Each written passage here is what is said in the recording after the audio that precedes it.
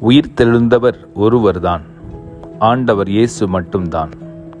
ஆனால் அவரில் உயிர்த்தெழுந்தது பலர், அவரில் உயிர்த்தெழுந்தவைகள் பல.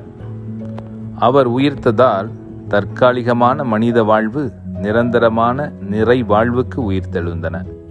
அவர் உயிர்த்தெழுந்ததால் நிறைவு பெறாத நல்ல கனவுகள் பல வெற்றியை நோக்கி உயிர்த்தெழுந்தன. அவர் உயிர்த்தெழுந்ததால் முற்றுப்புள்ளி அடைந்த பல நல்ல முயற்சிகள் தொடர்ச்சியை நோக்கி உயிர்த்தன.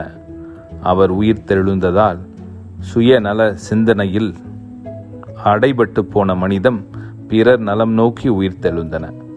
அவர் உயிர்த்தெழுந்ததால் அழிவுக்கான பாதைகள் பல வாழ்வு நோக்கி திரும்பின. என்ன நண்பர்களே, ஆண்டவர் இயேசுவின் உயிர்ப்பால் உங்கள் வாழ்வும் கனவுகளும் முயற்சிகளும் பிறர் நல சிந்தனைகளும் உயிர்த்தெழும் பொருட்டு அவரில் நம்பிக்கை கொள்ள நீங்கள் தயாரா? Happy Easter to you all.